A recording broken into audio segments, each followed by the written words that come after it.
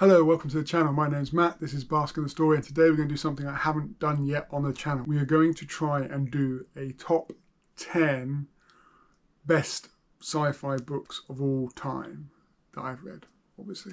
There will be no honourable mentions because this is a top 10, not a top 12, 15, 20 or however many honourable mentions you want to add in. So we have been strict with ourselves, 10 books in order. When it's a series, I will tell you which is my favourite book of that series as well. So it is 10 best sci-fi books I have ever read. That's enough introduction. Let's move on to the books. So number 10 is Matt Haig's The Humans. This is a funny, intelligent book about what it is to be human. And it's told from the point of view of an alien who is sent to Earth on a mission to replace a human, a professor of maths who has solved this problem which the alien race believes will enable humanity to spread among the stars, and we're not welcome, we're not capable, we are a barbaric species who will bring chaos to the universe. And so they've sent this alien to replace this mathematician and destroy all his work around this problem so that humanity cannot progress to the stars. And it's this alien's view of humanity from the not so positive prejudiced views he starts with, and how he develops his views as he gets to experience humanity and what it is to be human and human relationships and all the complexity and joy and terribleness and confusion that it is to be human. I thoroughly enjoyed this book. I had read another Matt Haig, which was The Midnight Library, which I didn't enjoy as much. That was too preachy for myself, but I thoroughly enjoyed this one. It's a great view on what it is to be human, and to view ourselves from an outside source is very entertaining. So that's number 10. That's The Humans by Matt Haig. At number 9, we have the Three Body Problem series. As I say, I'm going to pick one book from it, and that is the second book, The Dark Forest, was my favourite of the series. So this is the Remembrance of Earth's Past trilogy, I think it's officially called, by Cixin Liu. And it's difficult not to give spoilers, but I will give you a synopsis for the first book, and I'll tell you why I love the second book more. So the first book is, we jump around a bit in time, but we start with the Cultural Revolution in China, and we also jump to effectively present day. And it's an investigation into why some scientists have started committing suicide, and no one knows why, and it's unraveling that mystery. And part of that mystery is this computer game, that's immersive computer game, where there's this weird planet that has these weird seasons and years, and the sun seems to move in very strange ways, etc, etc. And that the title of the book, The Three Body Problem, comes from that. But the way Cixin Liu tells the story and the way it develops into something beyond Earth and spreading out over light years is fascinating. And what you'll find with this series is it is hard sci-fi, and it will be progressed by the ideas, not necessarily by the characters. And the reason I like the second one best is because the ideas in this one spoke to me the most. I enjoyed them. Enjoyed them's probably the wrong word.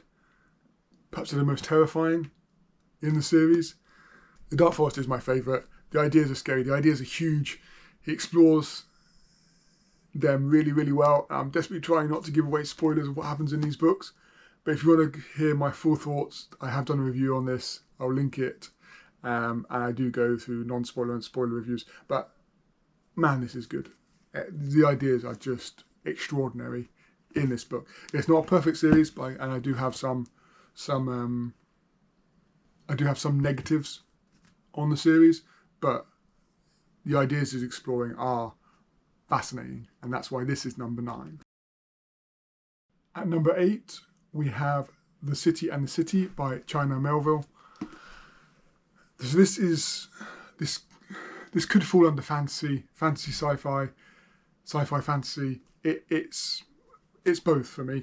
But what this is it's a detective story, and we have a murdered woman whose body is found, in a city, and it's the uncovering of what happened to this woman, who this woman is, and how she was murdered. And on that detective point, I've been reading the Millennium trilogy by Stieg Larsson recently, so The Girl with the Dragon Tattoo and that.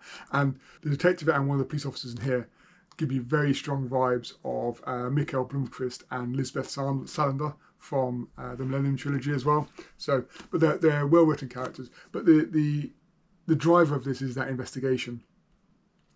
And what takes this to a whole nother level for me of imagination is that there are two cities in the same place, occupying the same ground, sharing the same streets, and they have this separateness that is enforced. So you cannot, if you're living in one city, you cannot see the other city.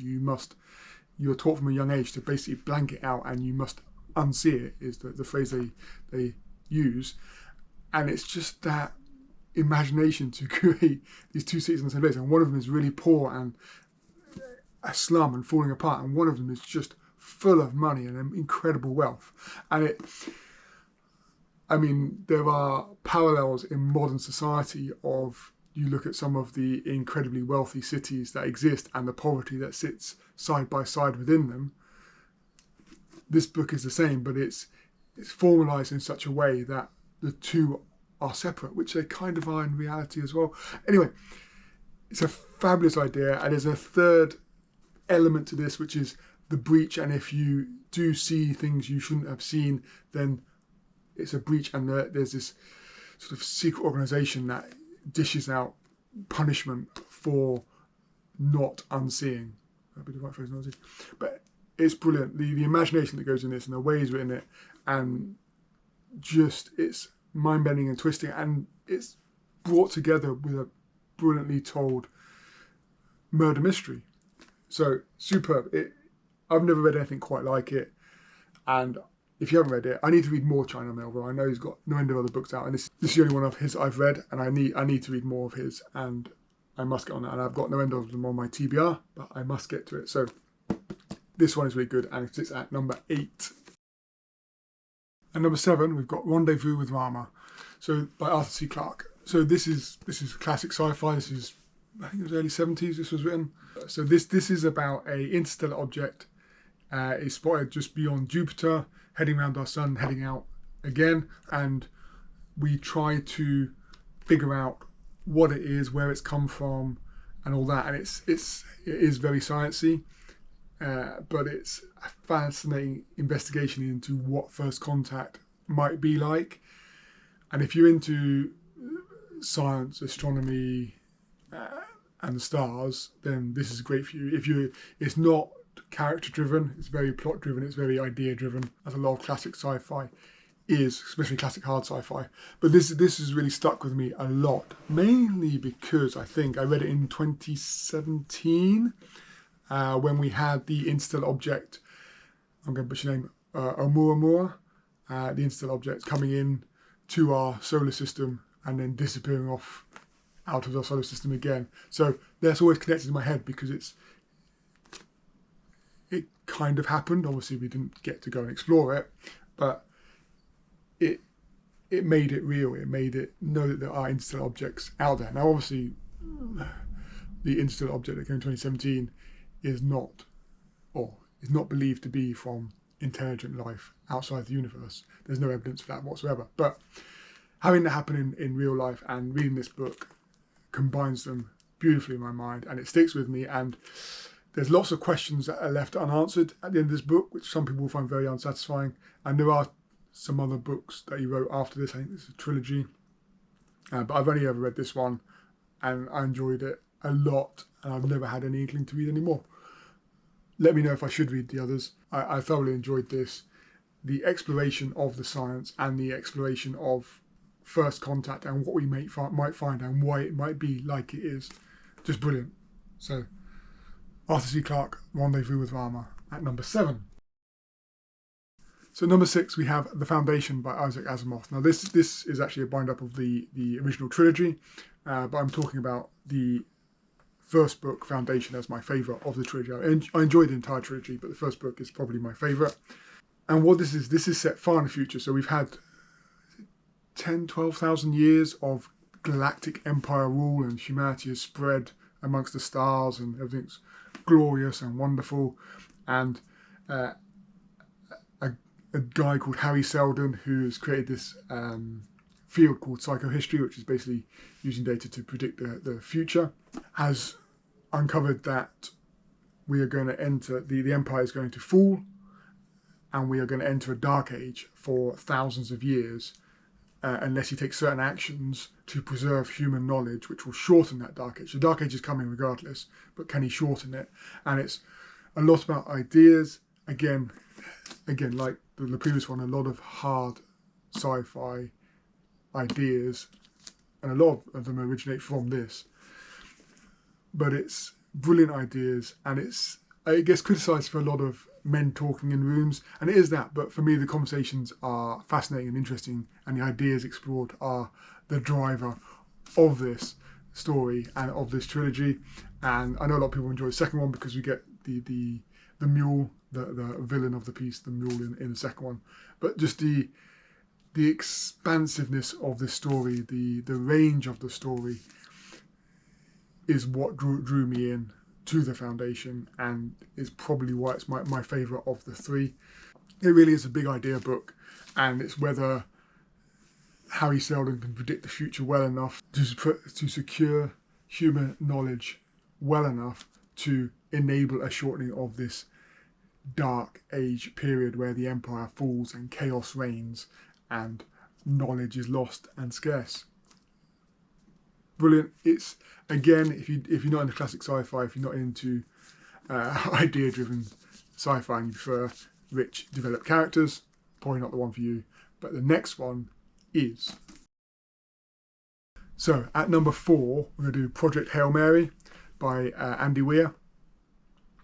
Now, I don't have a physical copy of this, and I strongly encourage you to listen to the audiobook for this book because it is superb, and I would suggest the best way to consume this story. So this is a story about, and you can tell from the cover, it's obviously space related. I don't want to tell you too much because the more you learn from it, the better, but it's fast-paced, entertaining, humorous read, told in first person. And we start with an individual waking up and doesn't know where they are, doesn't know who they are, doesn't know why they're where they are, and feels terrible. He seems to be strapped down to some sort of bed, can hardly talk, his throat is really dry and can hardly speak, and there's a computer voice asking him this really mundane mathematical question. And it expands from there, and he slowly starts to figure out who he is, where he is, what's happening, what has happened in the past. We have quite a few flashbacks, which work really well with the story and progressing the story. It's just a magnificent, broad adventure in space, which, if you're anything like me, will make you laugh, which is always fun with a book. And there's a relationship that develops in this book, which is one of the best relationships in sci-fi that I've ever read. And if you like character-driven, funny sci-fi, with still a huge helping of science, but told in a really approachable way, then this is a brilliant book for you, and it's just superb. It's just a brilliant, brilliant, funny book, and I need to listen to it again. So that is Project Hail Mary by Andy Weir. Back to classic sci-fi for number 4, but this one with some of the best world building in sci-fi, and that is Dune by Frank Herbert. I don't know whether I need to say a huge amount about Dune, but it is superb. It's a story of politics, betrayal, family, love. There's a lot in this book, but it's really builds a world, the world of Arrakis, just magnificently. And it does spend a lot of time building that world, which may not be for everyone, but the story it tells is also epic in scale. We've got, so on Arrakis, they have this melange, which is a spice which is very valuable and is used throughout the empire. And we have various houses, so family houses who control different areas of the empire. And there's a huge amount of politics between the houses within that. And there's an emperor who sits on top who tries to manipulate things within these houses and within this within his empire. And this is a story that's become a bedrock of a lot of sci-fi that came after it. A lot of stories, but I don't think anybody touches. I don't think there's many people who touch Frank Herbert for his world building that you get in this book. And the characters are developed and interesting, have great storylines. It is a superb sci-fi book that I would recommend to anyone. And I recently watched the newest film, which I didn't realise only covered the first sort of half of the book, which is also very, very good. And that was a joy to watch, but the book is still superior in my view, like most books over films.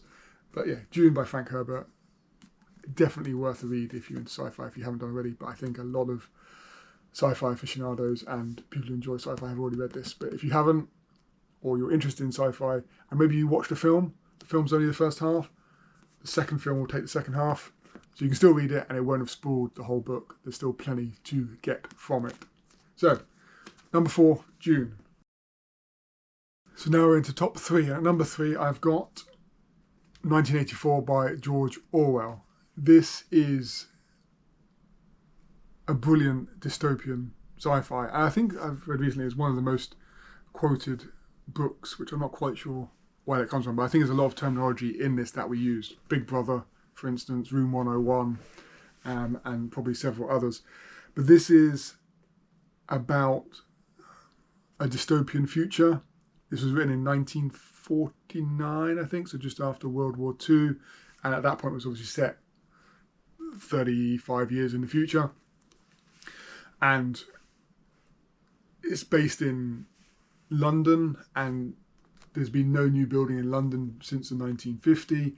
And the main character, Winston Smith, works for the Ministry of Truth, which is the propaganda branch. And it's about the manipulation of language, the manipulation of ideas, the manipulation of information to subdue people and put the state before people.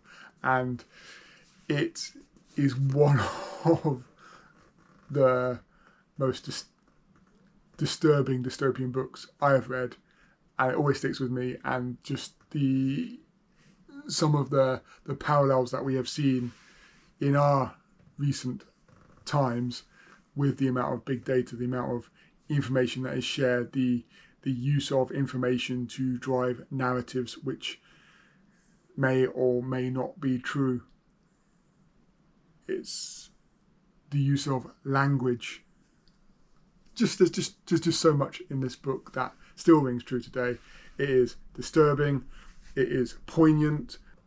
I love it. I think it's absolutely brilliant. I'm a big fan of George Orwell's work. His other work, Animal Farm, as well. If you haven't read this classic, I would encourage you to do it. It's only 300 odd pages, and it's where a lot of ideas come from. Now, I say that I know people will be screaming at me because there's a book called We by Yevgeny Zamyatin. I probably mispronounced that, which I haven't read, and I know George Orwell took a lot of inspiration from that book for this book. I do need to read it and see how it compares, but at the moment this is my third favourite sci-fi book of all time. So into the final 2. At number 2 is something completely different from what we've covered off so far, and that is The Hitchhiker's Guide by Douglas Adams. I've got this box set.